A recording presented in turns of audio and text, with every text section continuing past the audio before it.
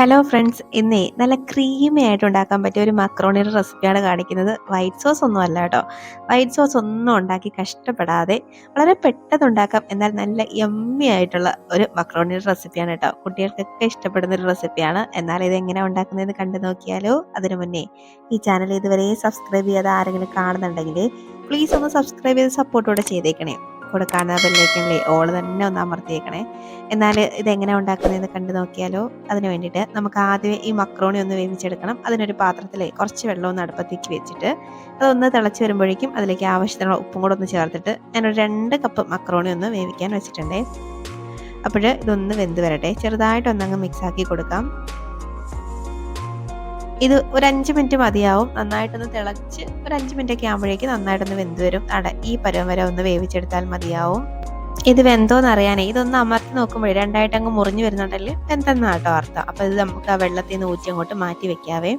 ഇനി ഇത് ഉണ്ടാക്കാനായിട്ട് തുടങ്ങാം. അതിന് വേണ്ടിയിട്ട് ഒരു പാൻ അടുപ്പത്തേക്ക് വെച്ചിട്ട് അതിലേക്ക് ഓയിലാട്ടോ ചേർത്ത് കൊടുക്കുന്ന ഒരു 1.5 ടേബിൾ സ്പൂൺ ഓയിൽ ചേർത്തിട്ടുണ്ടേ. ഇനി അതിലേക്ക് ഓയിലൊന്ന് ചൂടായി വരുമ്പോഴേക്കും ഒരു സവാള എടുത്ത് ഇതുപോലെ നീളത്തിൽ അരിഞ്ഞൊന്ന് ചേർത്തിട്ടുണ്ട്. ചേർത്ത് നന്നായിട്ടൊന്ന് അങ്ങ് മിക്സ് ആക്കി എടുക്കാം. സവാളയ്ക്ക് ഒന്ന് വഴണ്ട് വരണം എന്ന് കരുതി ബ്രൗൺ കളറിലൊന്നും എത്തണ്ട. അപ്പോഴാണ്ട് ഒന്ന് ട്രാൻസ്പെറൻ്റ് ആയി ഒന്ന് ഇതുപോലെ ഒന്ന് വെന്ത് വന്നാൽ മതിയാവും കേട്ടോ. അപ്പോൾ ഈ പാകമൊക്കെ എത്തുമ്പോഴേക്കും ഇതിലേക്ക് ഞാനൊരു 4 അല്ലി വെളുത്തുള്ളി ചേർക്കുന്നുണ്ട്. അപ്പോൾ ഇനി അതിലേക്ക് കുറച്ച് ചെറിയ പീസ് ഇഞ്ചിയുടെ കഷ്ണം എടുത്തിട്ട് കുറച്ചായിട്ടൊന്ന് കട്ട് ചെയ്തിട്ടുണ്ട്. ഇനി ഒരു പച്ചമുളകും കൂടെ ഒന്നിട്ട് ചേർത്തിട്ടുണ്ട്. നിങ്ങൾക്ക് ഒരുപാട് എരിവൊക്കെ വേണമെങ്കിൽ 2 പച്ചമുളകൊക്കെ ചേർക്കാം. എനിക്ക് എരിവ് അത്യാവശ്യം കുറവായിട്ടാണ് ഞാൻ കഴിക്കുന്നത്, അതുകൊണ്ട് ഞാൻ ഒരെണ്ണേ എടുത്തിട്ടുള്ളൂ. ഇതെല്ലാം കൂടെ ഒന്ന് നന്നായിട്ടൊന്ന് വഴറ്റിയെടുക്കാം. ആ വെളുത്തുള്ളിയൊക്കെ ഒന്ന് വഴണ്ട് വരുന്നത് വരെ നന്നായിട്ടൊന്ന് വഴറ്റിയെടുക്കാം. ഇതുവരെയൊക്കെ ഒന്ന് മതിയാവും. ഇനി ഇതിലേക്ക് ഒരു 1/4 ടീസ്പൂൺ മഞ്ഞൾപ്പൊടിയും 1 ടീസ്പൂൺ മല്ലിപ്പൊടിയും ചേർക്കുന്നുണ്ട്. ഇനി 1 ടീസ്പൂൺ ചിക്കൻ മസാലയാണ് ചേർക്കുന്നത്. ഇതിന് ചിക്കൻ മസാല ചേർക്കുമ്പോൾ നല്ലൊരു ടേസ്റ്റാണ് കേട്ടോ. അപ്പോൾ ഇതൊന്ന് നന്നായിട്ടൊന്ന് ആ പൊടികളുടെ പച്ചമണം മാറുന്നവരെ ഒന്ന് നന്നായിട്ടൊന്ന് അങ്ങ് മിക്സ് ആക്കി എടുക്കാം. അപ്പോൾ ഞാൻ ഇതിനകത്തോട്ട് ഒരു സാധനം അങ്ങോട്ട് ചേർക്കാൻ മറന്നു പോയായിരുന്നു കേട്ടോ. ആദ്യമേ ചേർക്കേണ്ടതാണ്. കുറച്ച് കാഷ്നട്ടും കൂടെ ചേർത്ത് കൊടുക്കണം കേട്ടോ. അത് ഞാൻ ഇപ്പോഴങ്ങ് ചേർക്കുകയാണേ.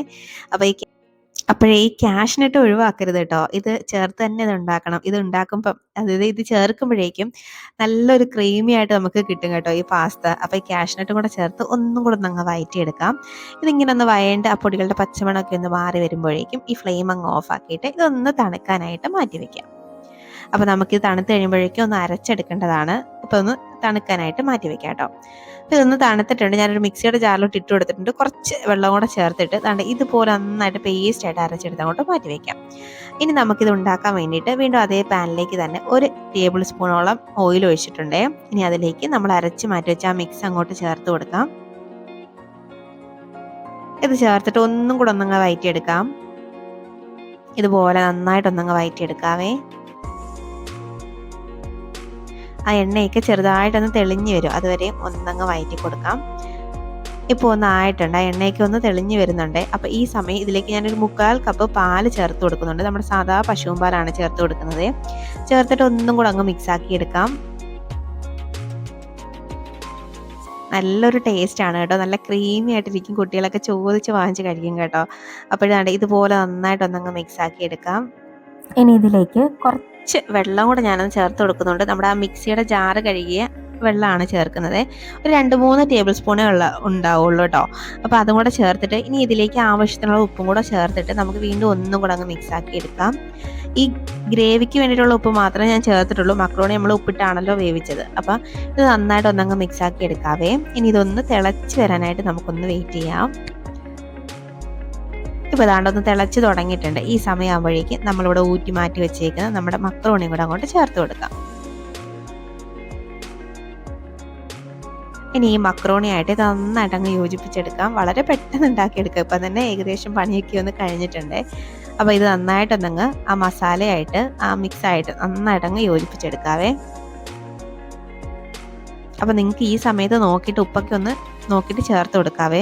അപ്പോൾ ഇത് നന്നായിട്ടൊന്ന് മിക്സ് ആക്കിയിട്ട് ഞാൻ ഇതിലേക്ക് കുറച്ച് ചില്ലി ഫ്ലക്സും കൂടെ ഇട്ട് കൊടുക്കുന്നുണ്ട്. ഇനി ഒരു മണത്തിനൊക്കെ വേണ്ടിയിട്ട് കുറച്ച് കസൂരി മേത്തിയാണ് ചേർത്ത് കൊടുക്കുന്നത്. ഇതുണ്ടെങ്കിൽ ചേർത്താൽ മതി, അല്ലെങ്കിൽ നിങ്ങൾക്ക് സ്കിപ്പ് ചെയ്യാം കേട്ടോ.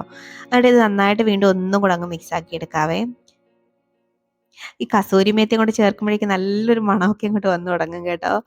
അപ്പോൾ ഇതുപോലെ ഒന്നും കൂടെ അങ്ങോട്ട് മിക്സ് ആക്കിയിട്ട് ഇനി ഞാനിതിലേക്ക് ഒരു സ്പെഷ്യൽ ഇൻഗ്രീഡിയൻറ്റ് കൂടെ ചേർക്കുന്നുണ്ട്. അത് നിങ്ങളുടെ കയ്യിൽ ഉണ്ടെങ്കിൽ മാത്രം ചേർത്താൽ മതി. എൻ്റെ കയ്യിൽ ഉള്ളത് കൊണ്ട് ഞാൻ ചേർത്താണ്.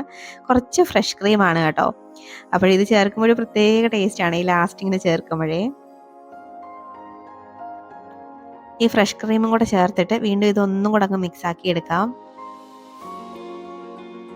അപ്പോൾ നല്ല പൊളി ടേസ്റ്റിലുള്ള ഒരു മക്രോണി റെസിപ്പി കേട്ടോ ഇത്. നല്ല ടേസ്റ്റാണ്, നമുക്ക് വീണ്ടും വീണ്ടും ഒക്കെ ഉണ്ടാക്കാൻ തോന്നുന്ന ഒരു ടേസ്റ്റാണ് കേട്ടോ. നല്ല ക്രീമിയാണ്. അപ്പോൾ നിങ്ങളെല്ലാവരും ഒന്ന് ട്രൈ ആക്കി നോക്കണം കേട്ടോ. അതാണ് ഇപ്പം തന്നെ കണ്ടോ, നല്ല ക്രീമി ആയിട്ടല്ലേ ഇതിരിക്കുന്നത്. അപ്പോൾ എല്ലാവരും ഒന്ന് ട്രൈ ആക്കി നോക്കിയിട്ട് നിങ്ങളുടെ അഭിപ്രായം മറക്കാതെ കമൻറ്റ് ബോക്സിലൊന്ന് അറിയിക്കണേ. അപ്പോൾ നമുക്ക് ചൂടോടെ തന്നെ ഇങ്ങോട്ട് സെർവ് ചെയ്താലോ. അപ്പോൾ നിങ്ങൾക്ക് ഈ റെസിപ്പി ഇഷ്ടമാവുകയാണെങ്കിൽ ഒരു ലൈക്കും കൂടെ അടിച്ചേക്കണേ. അപ്പോൾ ഇനി ഒരു റെസിപ്പിയുമായി വീണ്ടും കാണാടോ. അതുവരേക്കും ബൈ. Thanks for watching.